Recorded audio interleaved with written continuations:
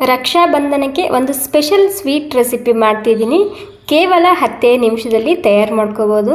ಇದಕ್ಕೆ ಜಾಸ್ತಿ ಟೈಮ್ ಕೂಡ ಬೇಕಿಲ್ಲ ಮತ್ತು ಪಾಕ ಕೂಡ ಬೇಕಿಲ್ಲ.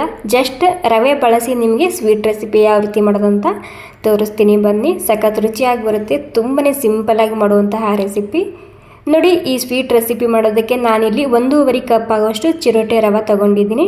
ಅರ್ಧ ಕಪ್ ಆಗುವಷ್ಟು ಕೊಬ್ಬರಿ ಪೌಡರ್, ಅರ್ಧ ಕಪ್ ಆಗುವಷ್ಟು ಸಕ್ಕರೆ ತೊಗೊಂಡಿದ್ದೀನಿ.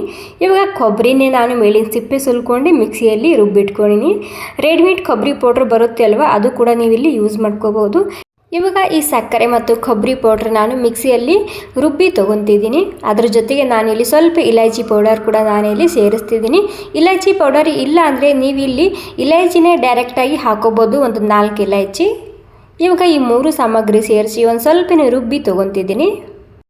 ನೋಡಿ, ಒಂದು 10-20 ಸೆಕೆಂಡ್ ಆಗೋ ತನಕ ನಾನು ರುಬ್ಬಿ ತೊಗೊಂಡಾಗಿದೆ. ಇವಾಗ ಇದು ರುಬ್ಕೊಂಡಾದ್ಮೇಲೆ ನಾನಿಲ್ಲಿ ಗ್ಯಾಸಿನ ಮೇಲೆ ಕಡಾಯಿ ಇಟ್ಕೊಂಡಿನಿ.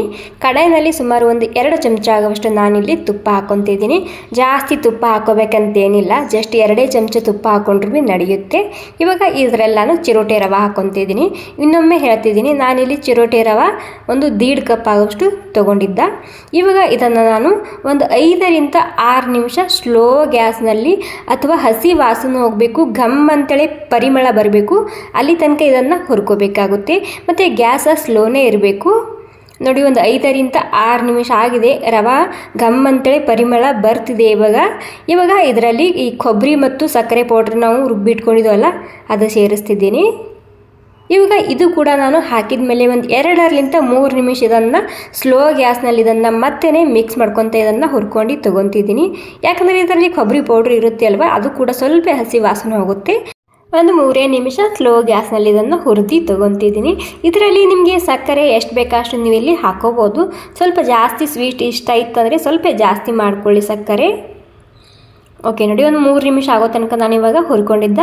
ಇಲ್ಲಿ 1 ಕಪ್ ಆಗೋಷ್ಟು ನಾನಿಲ್ಲಿ ಉಗುರು ಬೆಚ್ಚಗಿನ ಹಾಲು ತೊಗೊಂಡಿದ್ದ. ಇವಾಗ ಇದರಲ್ಲಿ ಒಂದು ಸ್ವಲ್ಪನೇ ಫುಡ್ ಕಲರ್ ಹಾಕ್ಕೊತಿದ್ದೀನಿ. ಗ್ರೀನ್ ಫುಡ್ ಕಲರೇ ಹಾಕಬೇಕಂತೇನಿಲ್ಲ. ಮನೆಯಲ್ಲಿ ಯಾವುದು ಫುಡ್ ಕಲರ್ ಇರುತ್ತೆ ಅದು ಕೂಡ ಹಾಕೋಬೋದು. ಅಥವಾ ನಿಮಗೆ ಟೋಟಲಿ ಫುಡ್ ಕಲರ್ ಇಷ್ಟ ಇಲ್ಲ ಅಂದರೆ ನೀವಿದು ಪ್ಲೇನ್ ಆಗಿ ಹಾಗೆ ಕೂಡ ಮಾಡ್ಕೋಬೋದು. ಅಥವಾ ಬೀಟ್ರೂಟ್ ಇರುತ್ತೆ ಅಲ್ವಾ, ಬೀಟ್ರೂಟ್ನ ತುರ್ಕೊಂಡು ಸ್ವಲ್ಪ ಅದರಲ್ಲಿಂದ ಜ್ಯೂಸ್ ಕೂಡ ನೀವು ತೊಗೊಂಡು ಇದರಲ್ಲಿ ಹಾಕ್ಕೊಂಡು ಮಾಡ್ಕೋಬೋದು. ಅದು ಕೂಡ ತುಂಬಾ ರುಚಿಯಾಗಿ ಬರುತ್ತೆ. ಇವಾಗ ನೋಡಿ, ಒಂದು ಅರ್ಧ ಕಪ್ ಮಾತ್ರ ಹಾಕಿದ್ದು ನಾನಿಲ್ಲಿ ಹಾಲು. ಮೊದಲಿಗೆ ಒಂದು 2 ಭಾಗ ಮಾಡ್ಕೊಂಡು ಹಾಕ್ಕೊತಿದ್ದೀನಿ. ಇವಾಗ ಅರ್ಧ ಕಪ್ ಸೇರಿಸಾದ್ಮೇಲೆ ಮತ್ತೆ ಇನ್ನೂ ಒಂದು ಅರ್ಧ ಕಪ್ ಹಾಕ್ಕೊತಿದ್ದೀನಿ. ಅಂದರೆ ಟೋಟಲಿ ನಾನಿಲ್ಲಿ ಎಲ್ಲ ಸಾಮಗ್ರಿ ಒಂದೇ ಕಪ್ಪಿಲಿಂದ ತೊಗೊಂಡಿದ್ದ ಅಷ್ಟೇ. ಇವಾಗ ನೋಡಿ, ಎಲ್ಲ ಸೇರಿಸಿ ನಾನು ಹಾಲು ಹಾಕ್ಕೊಂಡಾಗಿದೆ. ಇವಾಗ ಹಾಲು ಉಗುರು ಬೆಚ್ಚಗಿರಬೇಕು. ಉಗುರು ಬೆಚ್ಚಗಿನ ಹಾಲೇ ಹಾಕ್ಕೊಳ್ಳಿ ನೀವಿಲ್ಲಿ. ಲಡ್ಡು ತುಂಬಾ ಸಾಫ್ಟಾಗಿ ಬರುತ್ತೆ. ಸ್ವಲ್ಪ ಬಿಸಿಯಾಗಿದ್ರು ಭೀ ನಡೆಯುತ್ತೆ ಉಗುರು ಬೆಚ್ಚಿನಕ್ಕಿಂತ. ಅಂದರೆ ಟೋಟಲ್ ಆಗಿ ಸ್ಲೋ ಗ್ಯಾಸ್ನಲ್ಲೇ ಈ ಸ್ವೀಟ್ ರೆಸಿಪಿನ ಮಾಡ್ಕೊಳ್ಳಿ. ಇವಾಗ ಎಲ್ಲ ಹಾಲು ಹಾಕ್ಕೊಂಡಾದ್ಮೇಲೆ ಸಾಫ್ಟ್ ಆಗಿರುತ್ತೆ ಈ ರವೆ. ಇವಾಗ ಇದನ್ನು ಮುಚ್ಚಿ ಒಂದು 5 ನಿಮಿಷದಕ್ಕೆ ರೆಸ್ಟ್ ಮಾಡೋಕ್ಕೆ ಬಿಡ್ತಿದ್ದೀನಿ. ಯಾಕಂದರೆ ಇದು ತುಂಬ ಬಿಸಿಯಾಗಿದೆ ಅಲ್ವಾ, ಹೀಗಾಗಿ.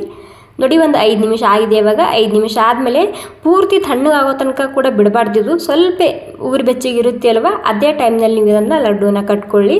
ನೋಡಿ, ಈ ರೀತಿ ರೌಂಡಾಗಿ ಕೂಡ ನೀವು ಇದನ್ನು ಕಟ್ಬೋದು. ತುಂಬಾ ಸರಿಯಾಗಿ ಕಾಣಿಸುತ್ತೆ. ಇದು ಕೂಡ ನೋಡ್ತಿರ್ಬೋದು ಯಾವ ರೀತಿಯಾಗಿ ಬಂದಿದೆ ಅಂತೇಳಿ. ಕೈಗೆ ಒಂದು ಸ್ವಲ್ಪ ತುಪ್ಪ ಹಚ್ಕೊಳ್ಳಿ. ತುಪ್ಪ ಹಚ್ಕೊಂಡು ಲಡ್ಡುನ ಕಟ್ಕೊಳ್ಳಿ. ಶೈನಿಂಗ್ ಆಗಿ ಬರುತ್ತೆ ಲಡ್ಡು.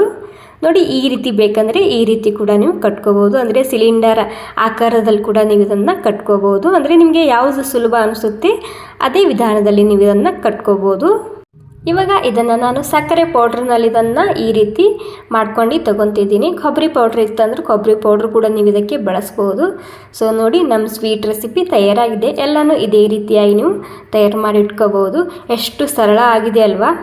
ಮತ್ತು ಏನೂ ಕಷ್ಟನೇ ಇಲ್ಲ. ಜಸ್ಟ್ ರವಾನ ಬಳಸಿ ಒಂದು 10 ನಿಮಿಷದಲ್ಲಿ ಎಷ್ಟು ಸ್ವೀಟ್ ರೆಸಿಪಿ ತಯಾರಾಗಿದೆ ನೋಡಿ. ನಾನು ಎಲ್ಲನೂ ಸಿಲಿಂಡರ್ ಆಕಾರದಲ್ಲೇ ಮಾಡಿಟ್ಕೊಂಡಿನಿ ಇವಾಗ. ಓಕೆ, ಈ ರೆಸಿಪಿ ನಿಮಗೆ ಸ್ವಲ್ಪನಾದರೂ ಇಷ್ಟ ಆಗಿದ್ರೆ ಒಂದು ಲೈಕ್ ಮಾಡಿ. ಹಾಗೆ ನೀವು ಕೂಡ ಈ ರೆಸಿಪಿನ ಟ್ರೈ ಮಾಡಿ ನೋಡಿ ಮತ್ತೆ ಬಂದು ನನಗೆ ಕಾಮೆಂಟ್ ಮಾಡಿ ತಿಳಿಸ್ಬೇಕು. ಓಕೆ ಫ್ರೆಂಡ್ಸ್, ಈ ರೆಸಿಪಿ ನಿಮಗೆ ಸ್ವಲ್ಪನಾದರೂ ಇಷ್ಟ ಆಗಿದ್ರೆ ಒಂದು ಲೈಕ್ ಮಾಡಿ. ನೀವು ಕೂಡ ಖಂಡಿತ ಮಿಸ್ ಮಾಡಿದ್ರೆ ಒಂದು ಸ್ವಲ್ಪ ಟ್ರೈ ಮಾಡಿ ನೋಡಿ. ಥ್ಯಾಂಕ್ ಯು ಸೋ ಮಚ್ ಎಲ್ರಿಗೂ.